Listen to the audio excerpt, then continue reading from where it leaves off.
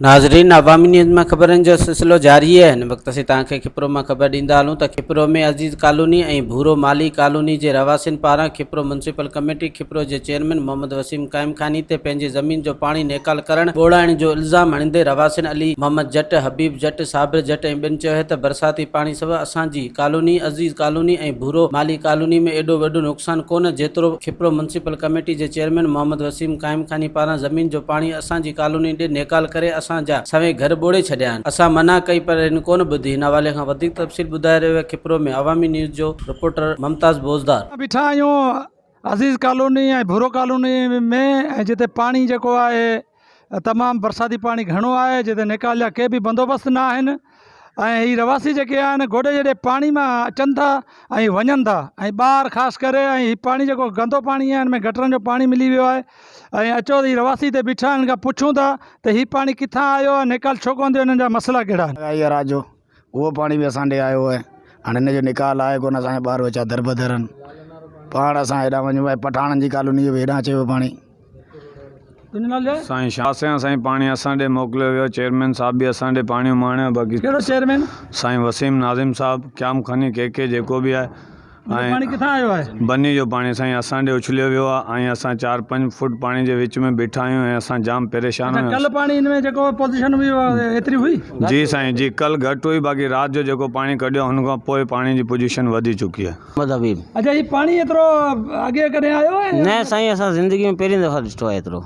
अच्छा, हीअ पाणी जेको न बरसात जो एतिरो कोन हो, हीअ राति खां आयो आहे। राति जो हेॾां परियां पठाणनि मोकिलियो आहे, कुझु वसीम नाज़िम साहब हेॾां उछलियो आहे सॼो पाणी बनियुनि जो। असां माना बुॾिया विया आहियूं, सभु घर किरण पिया, असांखां ज़ुल्म आहे। अच्छा, हाणे छा कंदव? असां इहो चाहियूं था असांजो पाणी निकिरी वञे या एहतिजाज रोड ते धरनो ॾींदासीं साईं। अच्छा, हीअ हिन रवासी जा आयो आहे, कॉलोनी जा रवासी आहे। अच्छा, हीअ छा कहिड़ा मसइला आहिनि कॉलोनी में? पाणी जो मसइलो छा आहे? पाणी जो मसइलो साईं जाम पाणी आयो आहे, राति खां वठी पाणी जाम आयो आहे हिते। राति खां बरसाति कोन हुई? बरसाति कोन, पाणी हिननि छॾियो आहे न, पर बनी नारो कढियो आहे हिते पाणी। कढियो आहे हिन वसीम वारनि हिननि पाणी कढियो आहे। विया हुते मना कई हुननि? असां मना कई, चए थो असां केॾा निकासी करूं, चए हिते निकासी कंदासीं। असांजे हेॾां साम्हूं न्यारो था, हीअ साम्हूं पाणी जेको छॾियो वसीम चेयरमैन, असांजे हिन पासे पंहिंजी बनी जो पाणी कढे असांजे घरनि में पाणी अची वियो आहे। हीअ टपड़ से खणी वञे पियो, ग़रीब माण्हू आहे, किथे रोड ते रखां थो, जॻह मिली वई त ठीकु आहे, न त पोइ रोड ते रखां थो, छा करियां। छॾे ॾिनो साईं, केरु चवण वारो आहे कोन साईं, पंहिंजो असांखे बोड़े वियो। ये वञूं था रोड ते। अच्छा, हीअ पाणी किथां आयो आहे, कीअं? ये बनी में छॾियो आहे, वसीम वारे जेको बनी न आहे हुन में हिते छॾियो आहे असांजी कॉलोनी में, वसीम चेयरमैन। खे मना कोन कई?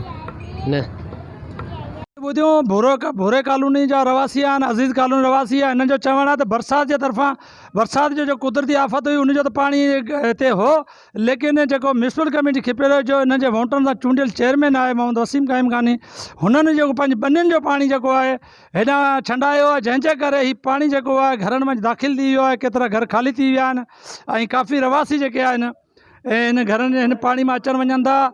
ऐं हिकिड़ी ते वारदात जेका इहा बि ठही आहे त 5 किलो अटो को ग़रीब अठो पियो वियो, उहो बि पाणी में बुॾी वियो आहे।